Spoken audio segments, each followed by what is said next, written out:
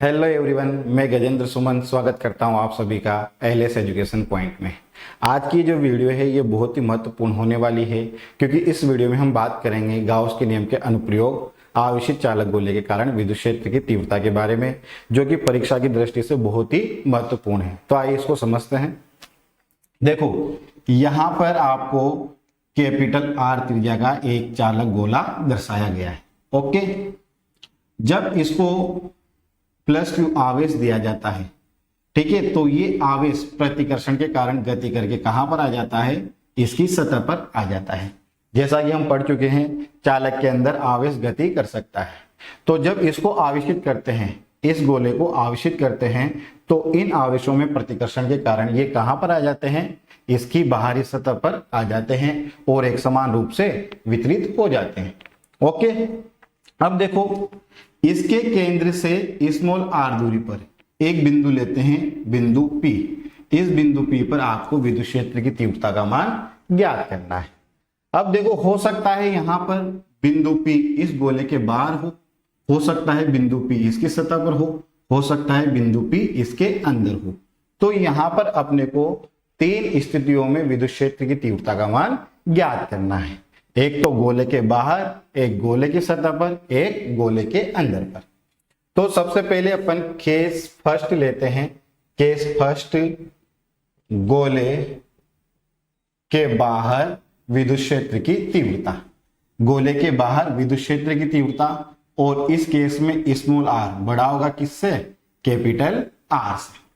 तो देखो, यहां गोले के बाहर बिंदु P पर विद्युत क्षेत्र की तीव्रता अपने को ज्ञात करनी है।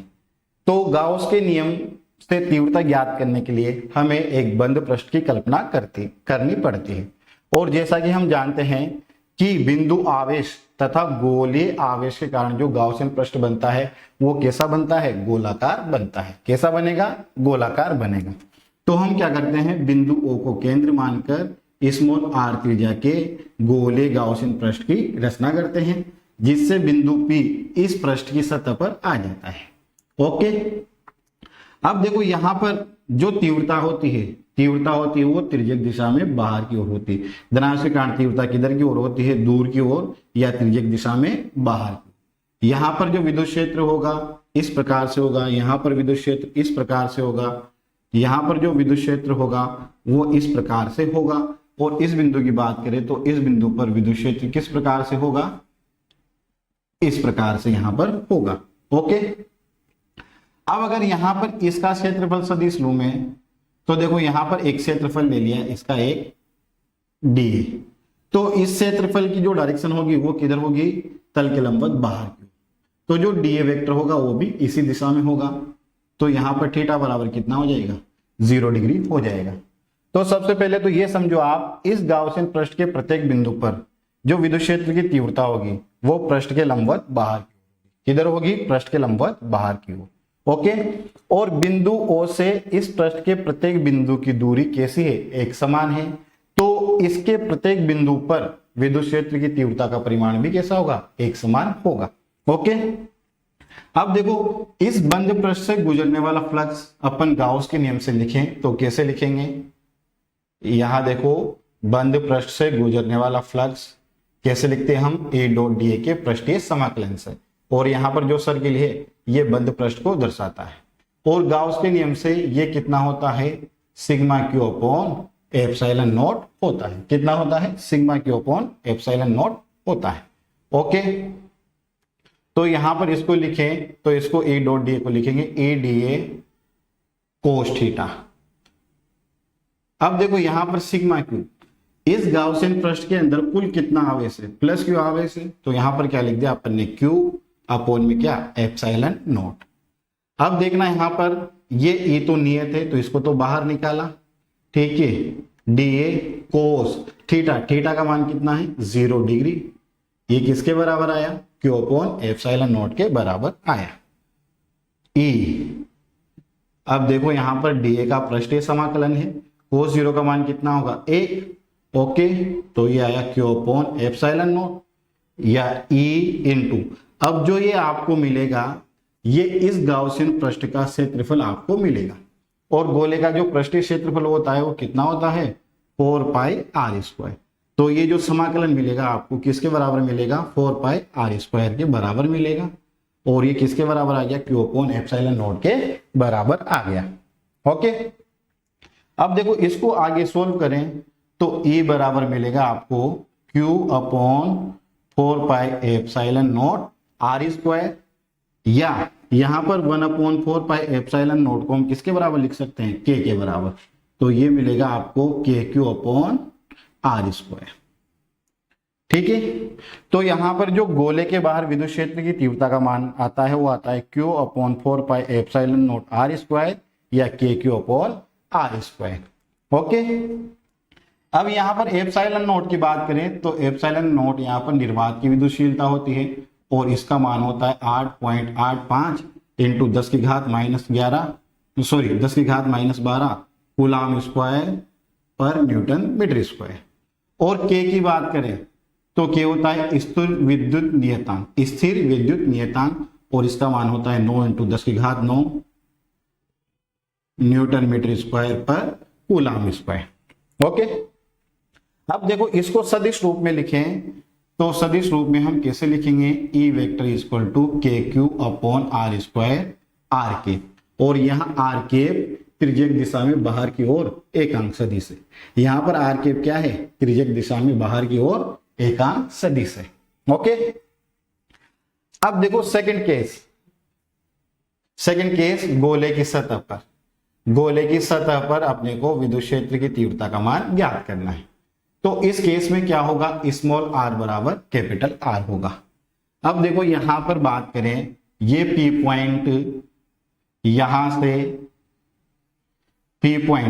यहां से कहां पर आ जाता है, गोले की सतह पर आ जाता है।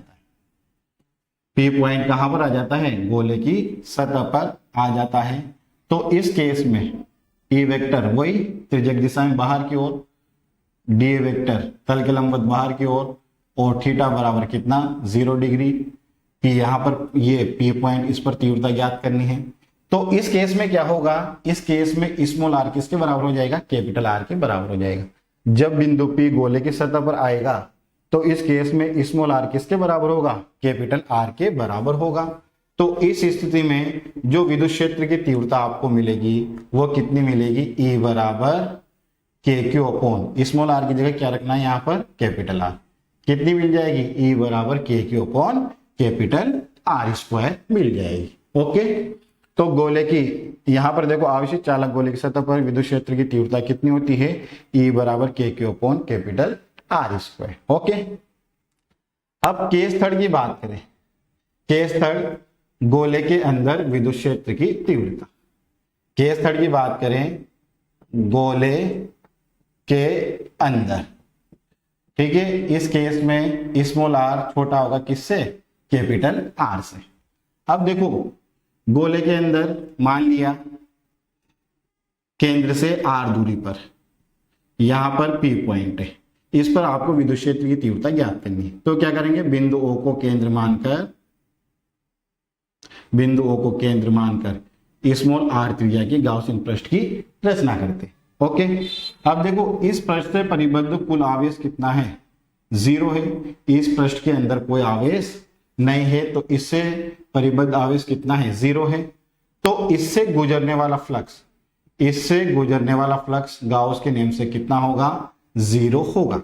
अब देखो यहां पर ये 0 है, इसके लिए या तो E को 0 होना है या DA को 0 होना है, लेकिन क्षेत्रफल 0 हो नहीं सकता। तो यहां पर E की वैल्यू क्या होगी, अपने पास 0 होगी।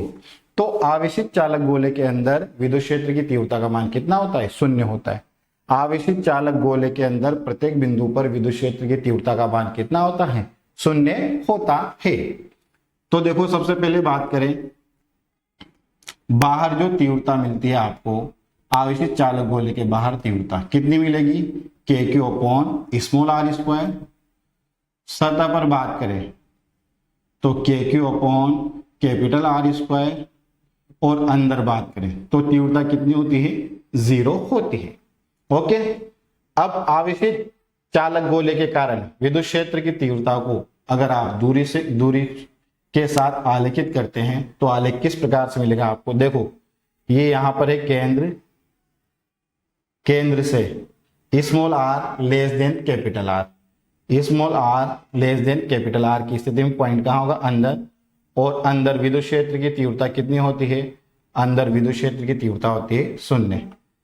जब आपका स्मॉल आर बराबर कैपिटल आर हो जाएगा तो पॉइंट कहां पर आएगा, आपका सतह पर आएगा। और सतह पर तीव्रता का मान कितना होता है, सतह पर तीव्रता का मान होता है के Q upon capital R square, और ये तीव्रता का अधिकतम मान होता है। ओके, अब जैसे ही आप सतह से बाहर जाएंगे तो सतह के बाहर यहां पर जो तीव्रता होती है वो आर स्क्वायर की व्युत्क्रमानुपाती होती है, मतलब आर के बढ़ने के साथ साथ तीव्रता तेजी से घटती है। तो यहां पर आवेशित चालक गोले के कारण विद्युत क्षेत्र की तीव्रता और दूरी के मध्य आलेख आपको इस प्रकार से प्राप्त होगा। Okay, thank you.